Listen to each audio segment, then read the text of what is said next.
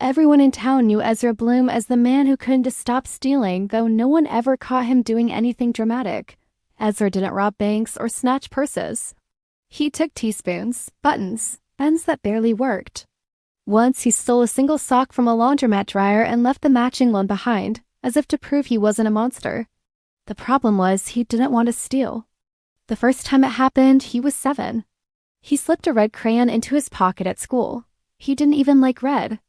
That night, guilt burned so badly he put it back, snapped clean in half. The relief felt incredible. Like scratching an itch deep inside his bones. That was when it started. As Ezra grew older, the urge grew stranger. It arrived quietly, politely, like a thought that pretended to be his own. Just take it, no one will notice, you'll feel better.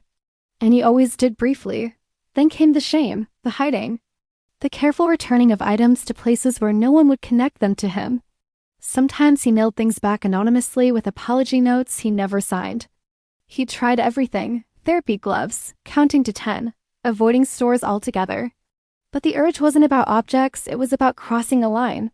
About the electric moment when something became his that wasn't supposed to be. The stealing escalated when his life fell apart. After his divorce, Ezra found himself alone in a too-quiet apartment. That's when he started stealing memories. Old photographs from thrift stores, letters tucked inside used books.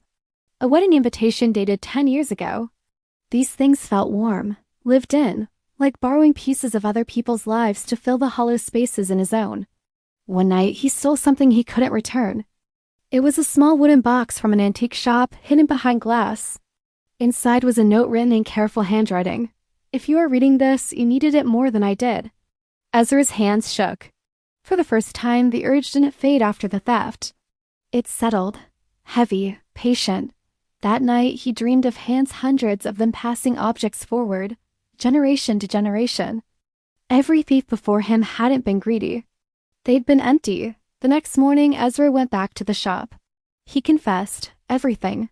The shop owner listened quietly, then unlocked the case and handed him the box again. It was never for sale, she said. It waits. For what? Ezra asked. For someone who understands that taking isn't always about wanting, she said.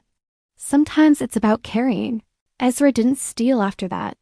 Instead, he became a returner. He tracked down owners, delivered lost things.